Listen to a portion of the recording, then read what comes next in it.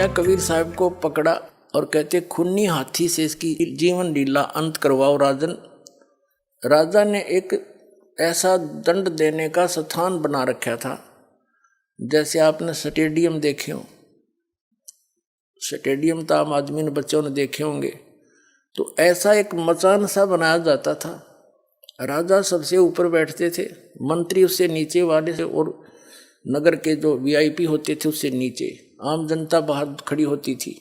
और वहाँ खूनी हाथी से उस अपराधी के प्राण लिए जाते थे जो घोर अपराधी होता था, और दुनिया का भय हो जावे कि और भी कोई गलती करेगा तो उसको ये सजा मिलेगी ताकि जनता बुराई से बचे।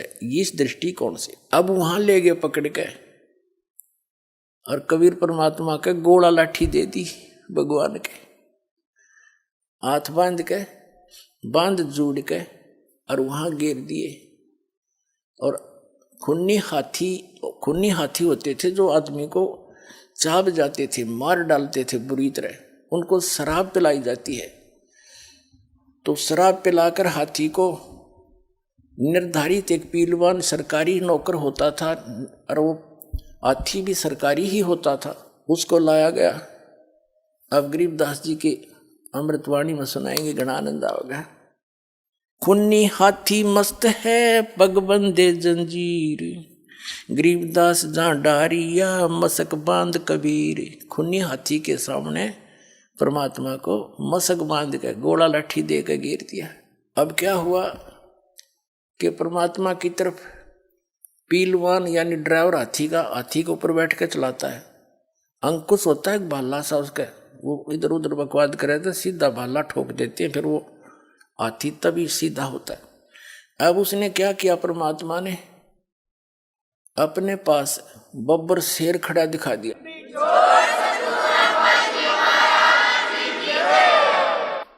बब्बर शेर खड़ा दिखाई दिया, हाथी ने चिंगाड़ मारी और वापस भाग लिया डर के।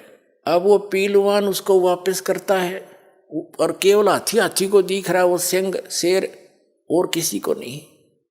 और वो अपनी नौकरी के डर से उसको पता था पीलवान को, हाथी के ड्राइवर को, कि अब मुझे सजा मिलेगी, आज मेरा कौन सा दुर्भाग्य आगे अड़ गया कि हाथी भाग गया।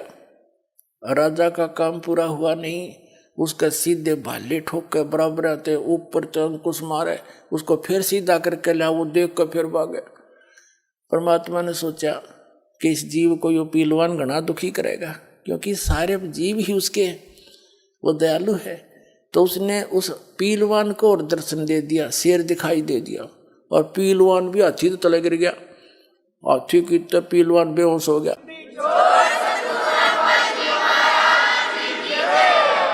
और फिर परमात्मा ने खड़े हो गए, वो टूट गए बंधन, वो तो निर्बंध है, उनको कौन बांध सके।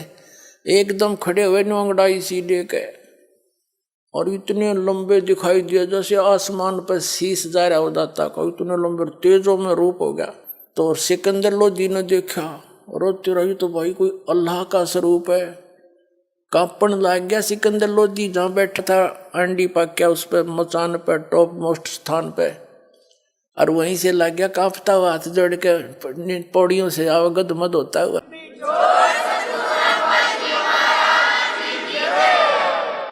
चरणों में गिर गया और चरण पकड़ दिए। जब राजा ने चरण पकड़े, राजा को दिखाया जाता नो लीला, तो सभी उसके चेले छोटे दोनों धर्म थे वो बिदक गए। राजा तब बिक गया, इसका चरण छू लिए, नो कर दिया। अब क्या लीला सुनाते हैं। सिंह रूप साहेब धरा ये भाग्य उल्टे फीले, अपना दूसरा रूप शेर का बना के मालिक ने करा।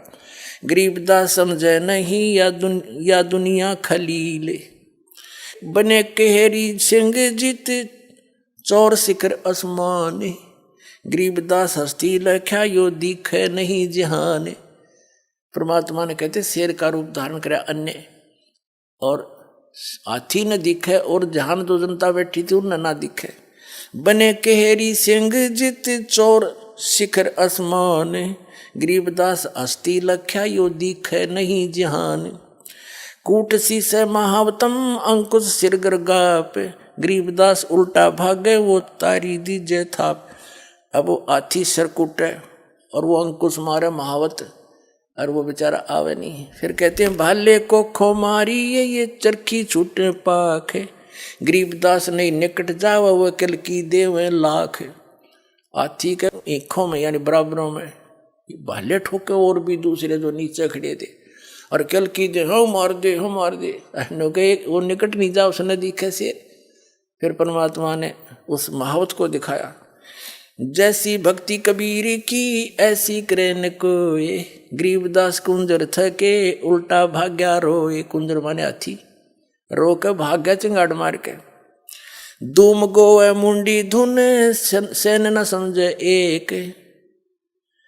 अब वो हाथी मुंडी गोवे हैं, और दूम यानी पूछड़ बोझ के और मुंडी दोनों करके भागण की सोचे। कहते दूम गोवे मुंडी धुन सैन न समझे एक, गरीबदास दिखे नहीं आगे खड़ा अलेख। अलेख वो पूर्ण परमात्मा खड़े, सब ने दिखा नहीं।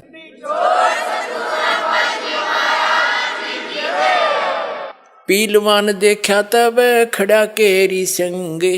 पीलवान ने देखा महावत ने, पीलवान देखा तब ये खड़ा केरी संग, गरीबदास आए तो हाँ धर्मौला बहुरंगे।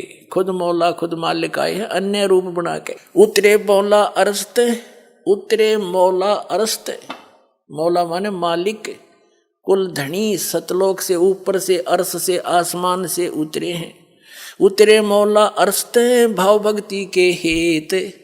आप अपने बच्चों के प्यार में भक्ति यथार्थ भक्ति देने के लिए वो मौला मालिक खुद उतर के आया है। उतरे मौला अरसत भाव भक्ति के हेत, गरीबदास तब सहा लखे कबीर पुरुष सहेत। लीला की कबीर ने दो रूप में रह दी से, गरीबदास कबीर के जैसे पास खड़े जगदीश।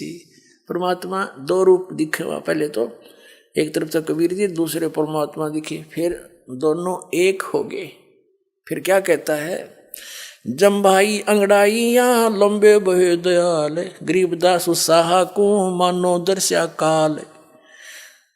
कोट चंद्र शशि भाने मुख गिरद कुंड दुम लीले, गरीबदास ता नाटक के वह भाग गए रणफील।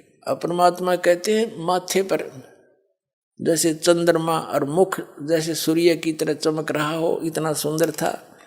नैन लाल भाव पेते हैं डूंगर नक पहाड़, गरीबदास उत्साह को सिंह रूप दीदार। जो नरसिंह प्रहलाद के यो वे नरसिंह एक, गरीबदास हरि आइया राखण जन की टेक।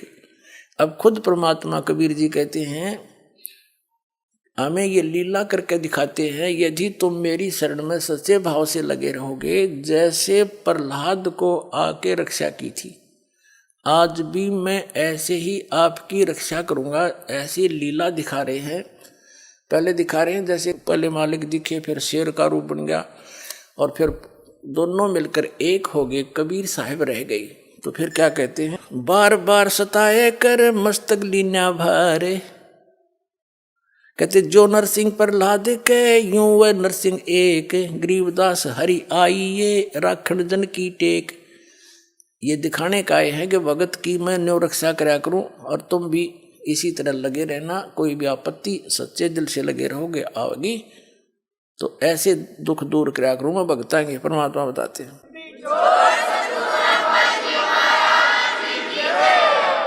बार बार सताए कर मस्तक लीना भारे। गरीबदास जी कह रहे हैं उस परमात्मा को बार बार सता के उन मूर्खों ने अपने सिर पर भार धर लिया। क्या बिगाड़ा उसका?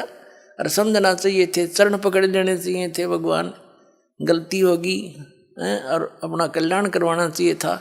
तो हम भगवान को ना पहचान कर उसको एक केवल लीला ही मान कर बैठ के जादू जंत्र बता दिया उन नकलियों ने कि जादू जंत्र जाना ही हो। अब दास बताएगा वो कौन थे, वो क्या जानते थे। वो सर्वज्ञ थे, सर्वशक्तिमान थे, हमारे भगवान हैं, हमारे पिता हैं, हमारे लिए भटक रहे हैं। अब उसको हम पहचानेंगे। ता सिंह लोलीन भया परचा इब की बार, गरीबदास सा यूं कहे अल्लाह दिए दीदार।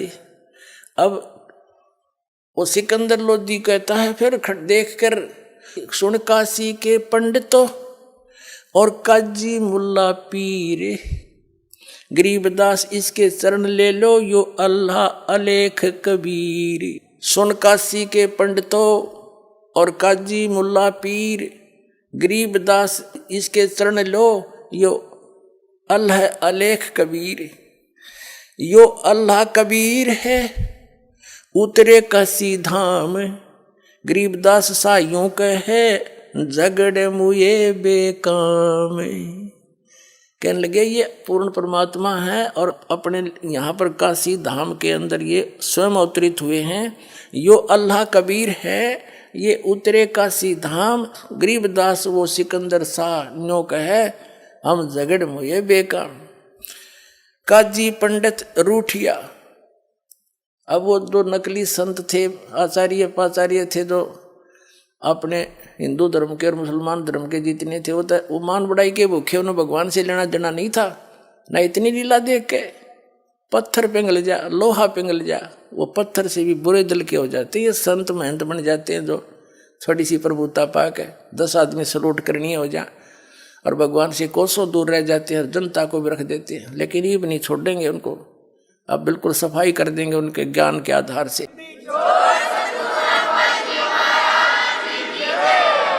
नमस्कार सर। नमस्कार सर। सर क्या नाम है आपका? मेरा नाम सोमदत्त है जी। सर कहाँ से आए हैं आप? मैं शाहजहाननगर दिल्ली पालम से आया हूँ जी। सर संत रामपाल जी महाराज से नाम दीक्षा लेने के बाद आपको क्या लाभ प्राप्त हुए?